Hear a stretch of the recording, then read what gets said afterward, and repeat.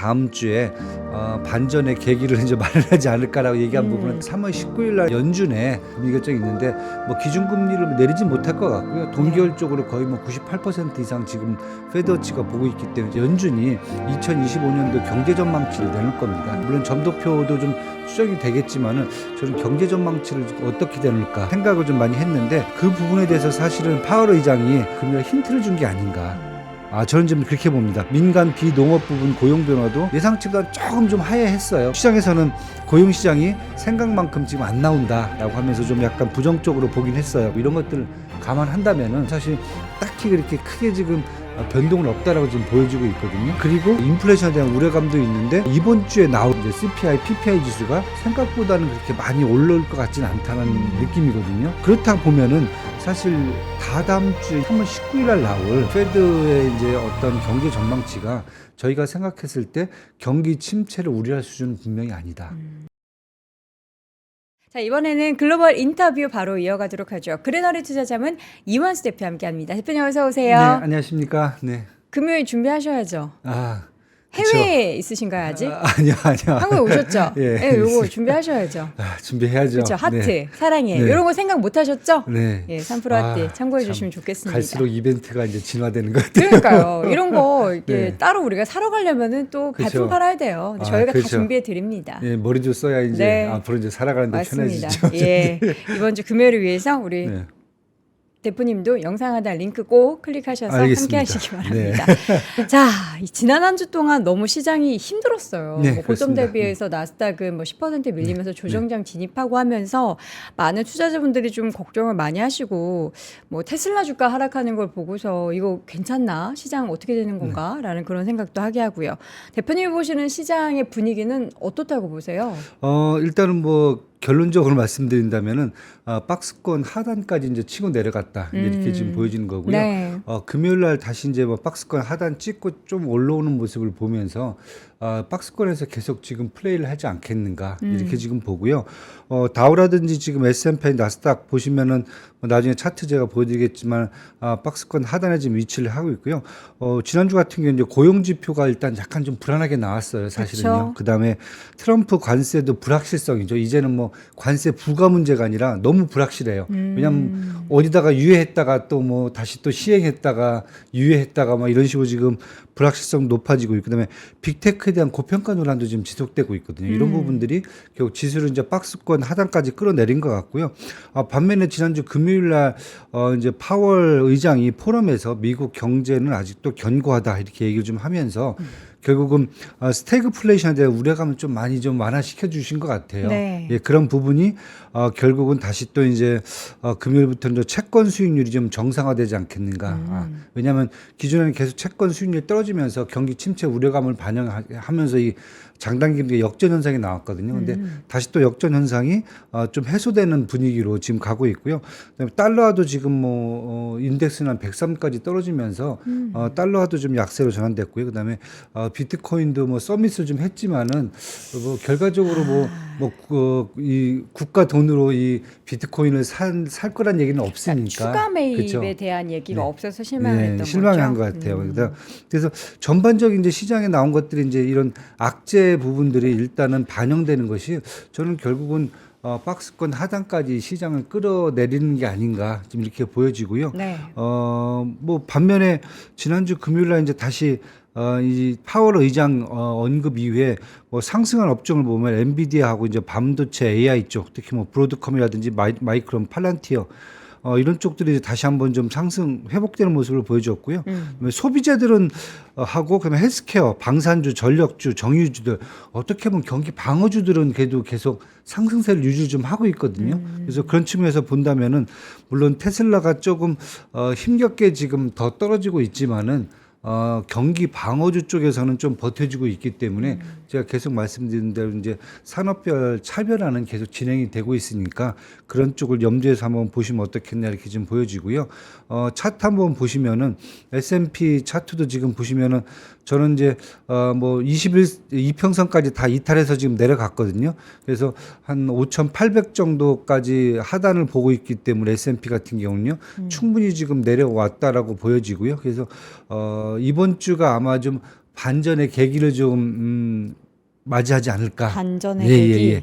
그것도 좀 더 말씀 좀 드리고요. 반전의 계기가 될 만한 뭐 이벤트가 있군요. 그거 좀 말씀드리고요. 알겠습니다. 두 번째는 이제 나스닥이거든요. 나스닥도 지금 제가 계속 18,000에서 21,000 정도 계속 말씀을 드리는데 20일 이평선 다 깨고 좀 내려와 있거든요.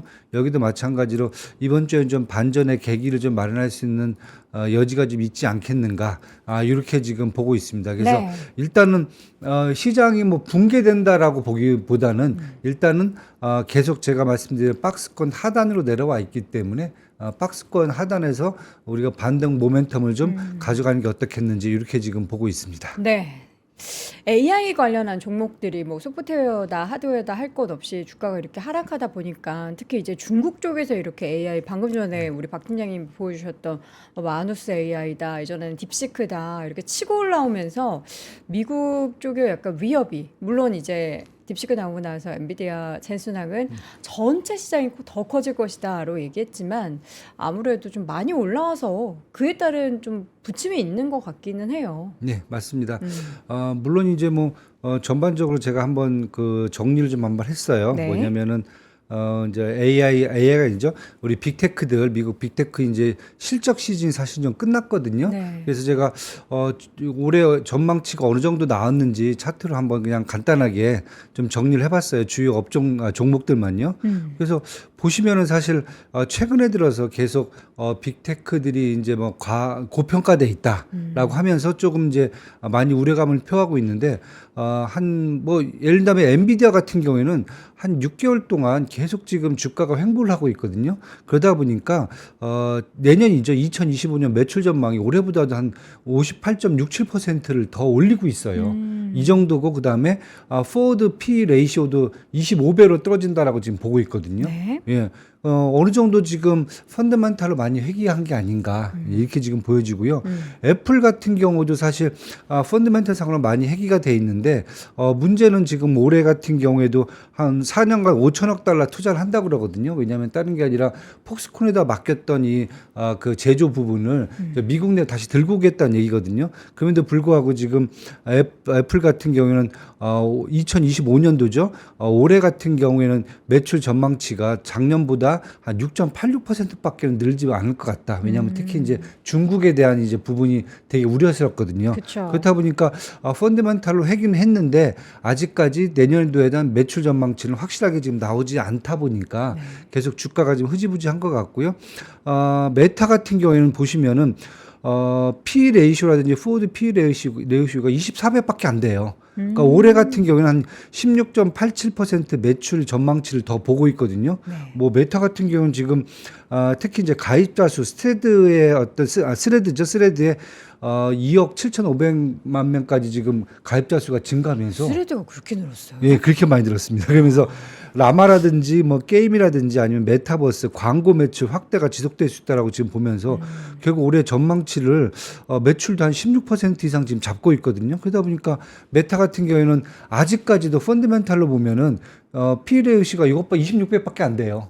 그러니까 계속 지금 주가가 올라가는 거죠. 그 메타는 사실 근데 광고 매출이 네. 너무나 쉽게 늘 수밖에 없는 구조인 것 같아요. 그쵸, 이게 메타는 맞습니다. 자기네들이 알아서 이제 필터를 뭔가 한다라고는 하지만 소비자가 그러니까 광고주가 그냥 광고를 하고 싶으면은 개인이 그냥 올릴 수 있거든요. 맞습니다. 네. 최근에 저 메타 광고 보고 사기당했어요. 아, 네. 그러니까 중국에서 어떤 이제 페이크 사이트를 만들었는데 그걸 이제 광고로 했는데 이제 글로벌 사이트인 것처럼 해놔가지고 제가 거기서 주문을 했다가 사기당했습니다. 예, 조심하셔야 돼요. 여러분 야, 메타 광고 다 믿으시면 안 돼요. 이것도 좀 문제인데요. 네, 그렇죠? 그러니까 저는 그걸 딱 경험을 하고 나서는 메타의 광고가 뜨면은 이제는 아예 보지 않게 되는 거예요. 이게 만약에 더 커지게 되면은 분명히 메타 실적에 큰 영향이 있거든요. 좀 있을 수 있겠죠. 아니면 그걸 좀 걸러내는 이제 프로그램을 더 또 열심히 해야 해야겠는데 될 그게 것 같아요. 걸러내기가 어렵지 네. 않게 구조가 돼 있더라고요. 그래서 하여튼 메타 같은 경우는 지금 뭐 당장 슬퍼요. 눈에 보이는 것은 전망치뿐만 아니라 이제 펀더멘탈도 지금 워낙 네. 저평가됐다고 판단이 되는 것 같아요. 그래서 지금 메타 같은 경우는 이번에 실적 발표하고 나서도 계속 지금 상승폭을 이어가는 것 같고요. 반면에 테슬라 쪽을 보시면은 지금 뭐 가장 문제죠. 테슬라가요. 죄송합니다. 지금 P 레이시오가 지금 36배에서 31배인데 제가 요거 지금 잘못 체크가 됐고요. 죄송합니다. 지금 100배가 지금 넘어가거든요. 지금 P 레이시오가. 근데 제가 좀 요 체크를 좀 잘못해 드린 것 같고요. 중요한 것은 올해 매출 지금 16.56%더 증가한 걸로 잡아놨어요. 근데 문제는 이게 과연 될까? 지금 문제는 1월 달, 2월 달 보시면은 유럽하고 중국에서 매출량이 판매량이 반으로 50% 이상 감소를 감소가 됐거든요. 그래서 이런 걸 보면은 이제 테슬라 같은 경우에는 제가 지금 P 레이시오를 지금 잘못 체크를 해드렸는데 네, 죄송합니다. 100배 지금 넘고 있거든요. 이것까지 감안한다 그러면은 테슬라는 더 펀드멘탈로 해결하려면 더 시간이 필요하다.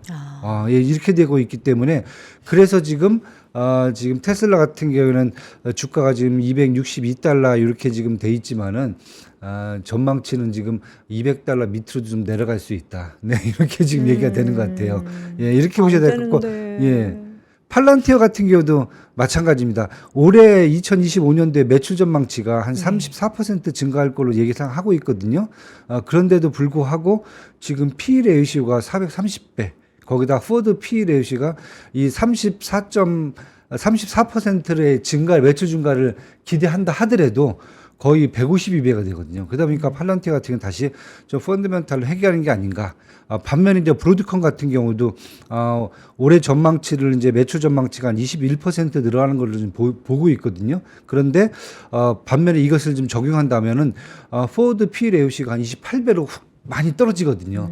그렇다고 보면은 브로드컴은 추가적으로 더 상승할 여지가 있다라고 지금 보기 때문에 스트롱 바이가 나오는 것 같아요. 지금 그러면은 엔비디아도 의외로 스트롱 바이가 우세를 이루고 또 마이크로소프트, 메타, 아마존, 브로드컴. 네, 맞습니다. 대부분 지금 그래도 꽤 많은 기업들이 스트롱 바이 의견이 유지가 된다라는 걸 보면서 M7은 죽지 않았다. 맞습니다. 저는 이제 지금 사실 이게 시장이 꺾여갖고 완전히 뭐라고 할까 이제 M7이 앞으로 이제 미국의 AI 종목들이 이제 장기 침체 빠질 거다 이거보다는 여기 보시면 이제 2025년 매출 전망치를 보시면은 대부분 평균적으로 한 20%가 넘어가요, 사실은요. 요걸 감안한다는 것은 뭐냐면 2024년도에도 제가 기억하기로는 그때도 사실은 전반적으로 다 매출 전망치를 20% 이상을 잡았었거든요. 네. 그걸 감안한다면 올해도 매출 전망치는 이 평균적으로 20%가 넘어간다는 것은 그만큼 저는 시장이 수요는 분명히 견고하다라고 지금 보고 있거든요. 그런데 그동안 사실 좀 주가가 좀 많이 오른 측면, 펀드멘탈 대비해서 좀 오버슈팅된 측면들이 있기 때문에 그 부분들이 좀 해소되면은 다시 매수할 수 있는 여지는 충분하다. 저는 이렇게 지금 보고 있습니다. 그래서 시장에서 보면 이미 그러한 재평가가 이루어진 뭐 엔비디아라든지 마이크로소프트, 알파벳, 메타라든지 이쪽 브로드컴 이런 쪽들은 충분히 다시 갈 수 있는 여지는 좀 충분하다. 그리고 아직 펀드멘탈을 다시 좀 회귀해야 되는 그러한 종목들은 좀 시간을 갖고 좀 지켜보셔야 된다. 이렇게 지금 저는 보고 싶습니다. 지금. 그러면은 지금 팔란티어나 테슬라는 좀 홀드 의견으로 부정적이긴 하지만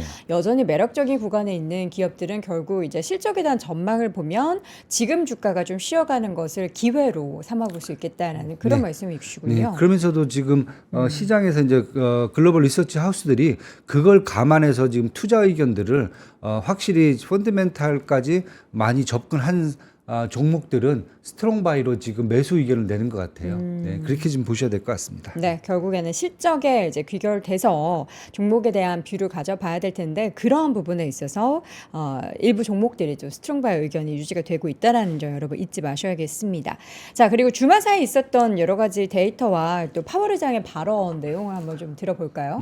제가 이제 아까 말씀드린 내용 중에 하나가 혹시나 이제 이번 주 잘하면 이제 다음 주에 반전의 계기를 이제 마련하지 않을까라고 얘기한 부분은 다른 것보다는 이제 3월 19일 날 이제 연준에 그 이제 뭐 금리 결정이 있어요. 금리 결정이 있는데 뭐 기준금리를 내리지 못할 것 같고요. 동결적으로 거의 뭐 98% 이상 지금 페드워치가 보고 있기 때문에 저는 뭐 동결되지만은 중요한 것은 이제 3월 달이기 때문에 연준이 2025년도 경제 전망치를 내놓을 겁니다. 그리고 점도표도 좀 내놓을 것 같거든요. 네. 물론 점도표도 좀 수정이 되겠지만은 저는 경제 전망치를 어떻게 내놓을까 이렇게 이제 생각을 좀 많이 했는데 그 부분에 대해서 사실은 이제 파월 의장이 어제 금요일이죠. 금요일 힌트를 준 게 아닌가. 저는 좀 그렇게 봅니다. 그러니까 지금 보시면은 여러 가지 경제 지표 보면은 금요일 날 나왔던 경제 지표죠. 특히 이제 고용 보고서 보면 실업률이 4.1%예요. 네. 물론 4.0%에서 4.1%로 좀 올랐습니다. 그다음에 민간 비농업 부분 고용 변화도 한 14만 건이 나왔는데 예상치보다 조금 좀 하회했어요. 그래도 뭐 제가 봤을 때는 14만 건 정도는 뭐 괜찮지 않는가 이렇게 지금 보여지고는 있는데 뭐 시장에서는 고용 시장이 생각만큼 지금 안 나온다라고 하면서 좀 약간 부정적으로 보긴 했어요. 근데 저는 지금 뭐 트럼프가 하고 있는 뭐 연방 정부의 인원 감축 부분들이 있거든요. 뭐 인턴부터 시작해서 230만 명 연방 인원 중에서 뭐 10% 감축하겠다. 그다음에 USAID의 1만 명 해고한 부분, 그다음에 군 복무부장 중 뭐 제3의 성보유자들 한 2만 명 전역시킬 예정이다. 뭐 이런 것들을 감안한다면은 네. 이 정도면 사실 딱히 그렇게 크게 지금 변동은 없다라고 지금 보여지고 있거든요.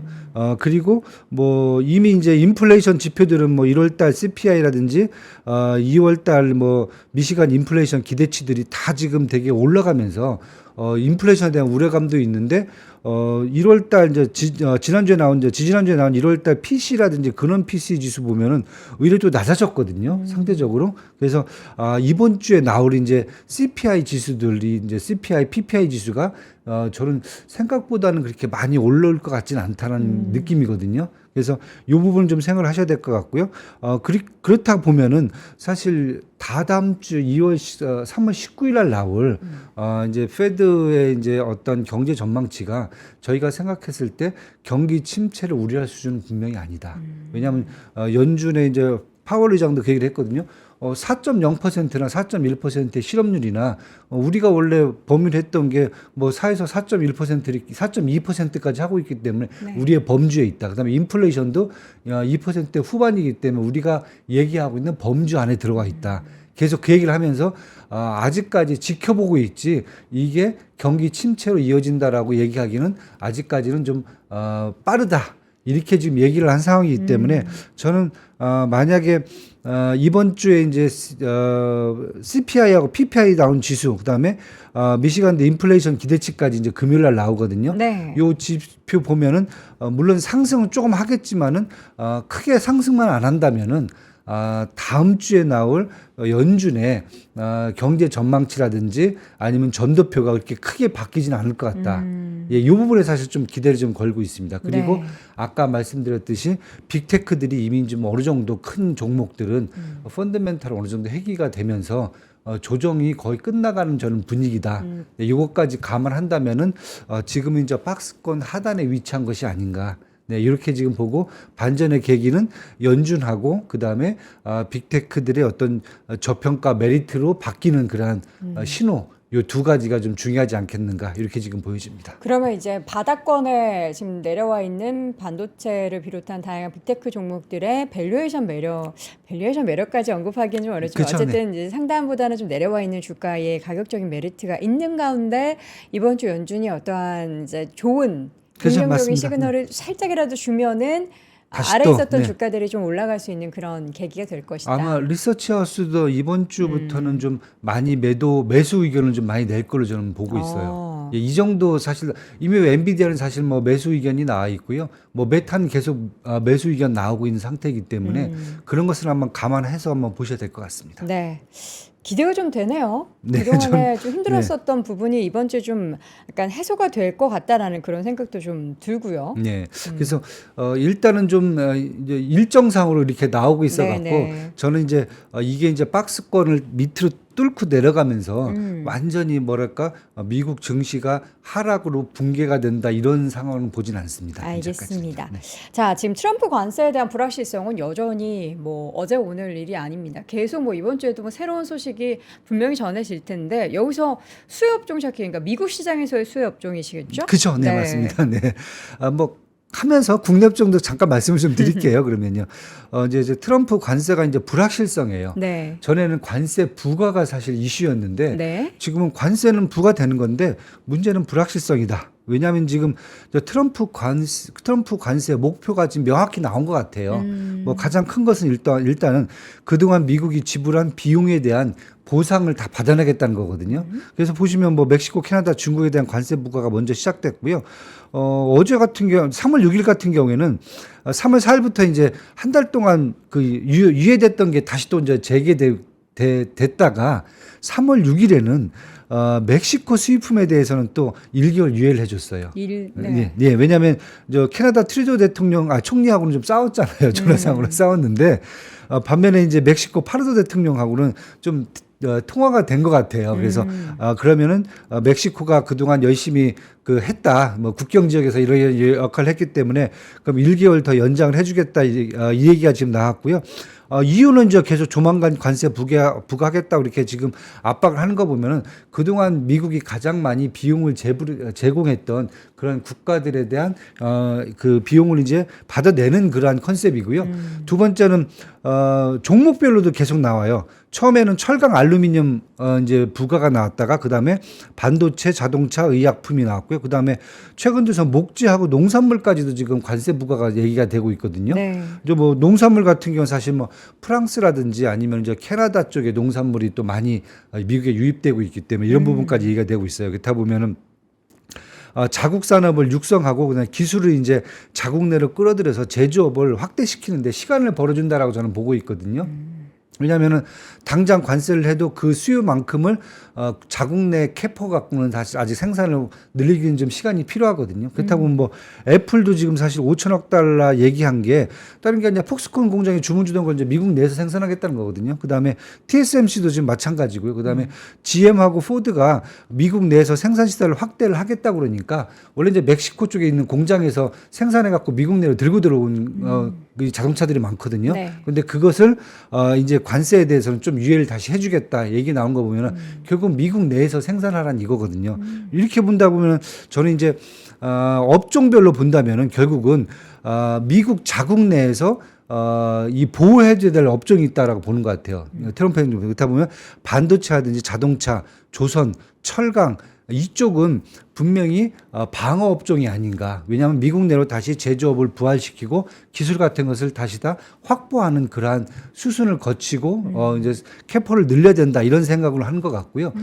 반면에 이제 수출 업종이 있어요. 미국이 자기들이 뭐 주로 캐퍼를 안 늘려도 이 상태에서 수출을 해도 자기들이 충분히 지금 대외적으로 미국으로 이제 부유하게 만들 수 있는 업종 같은 경우는 지금 의약품이라든지 방산이라든지 정유, 농산품, 특히 이제 정유 같은 경우에는 지금 LNG라든지 알래스카 LNG라든지 아니면 이제 그 퍼미안 지역에 이제 셰일가스를 계속 수출하겠다고 지금 얘기를 하고 있고요. 최근 들어서 농산물 수출도 지금 계속 얘기가 나오고 있어요.